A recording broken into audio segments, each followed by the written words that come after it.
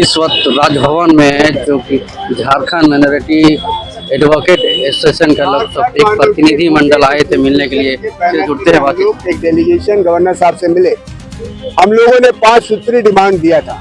पहला डिमांड ये है कि जो सेंट्रल गवर्नमेंट वक्फ एक्ट बनाया है वो एक्ट है, वो संविधान के विरुद्ध है, यहाँ के मुस्लिम विरुद्ध है और आम जनता के विरुद्ध है। इसलिए हम इसका विरोध करते हैं, इसे वापस लिया जाए। क्योंकि जो वक्फ एक्ट जो बना है वो सीधा सीधी कॉन्स्टिट्यूशन के धारा 16, 17, 25 और 29 का वायलेशन करता है, जो संविधान के खिलाफ है।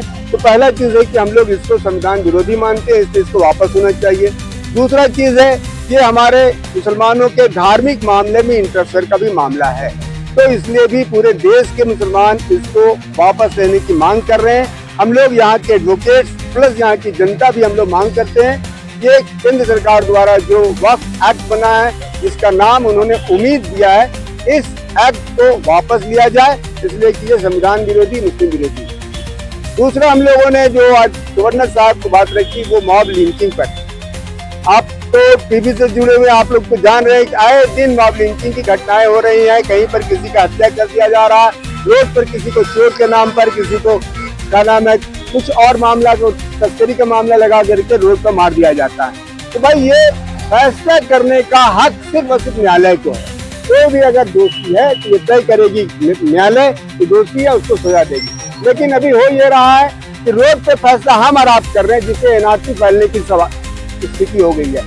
जहाँ तहाँ भी किसी को हत्या कर दिया जाता है। तो अगर ऐसा होने लगेगा तो हर कोई कोर्ट का मामला अपने को ले लेगा और फैसला रोड पे करने लगेगा, जो कि ना तो देश हित में है, ना जनता हित में है और ना हमारे हित में। इसलिए हम लोग इसका विरोध कर रहे हैं और हम लोगों ने कहा है कि जो झारखंड सरकार पिछले दिनों मॉब लिंचिंग पे कानून बना के विधेयक पास करके आपके यहाँ भेजा था, उसको जल्द से जल्द पास किया जाए। तो गवर्नर साहब ने कहा है कि हमने ऑलरेडी इस विधेयक को राष्ट्रपति को भेज दिया है।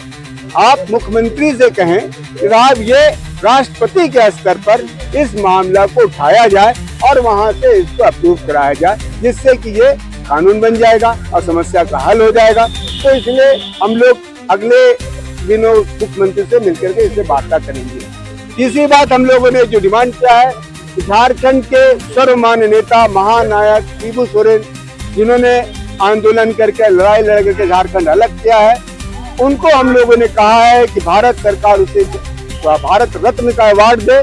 जिससे हमने माननीय महामहिम राज्यपाल से कहा कि आप अनुशंसा करके केंद्र सरकार को भेजें कि ये जो है भारत रत्न का अवार्ड शिबू सोरेन को मिलना चाहिए। साथ ही साथ सरना कोड यहाँ विधेयक पास है, उसको भी हम लोगों ने कहा कि सरना कोड को जो है आप मान्यता दीजिए, इसे अप्रूव कीजिए, जिससे कि यहाँ के आदिवासियों की भावना को जो है।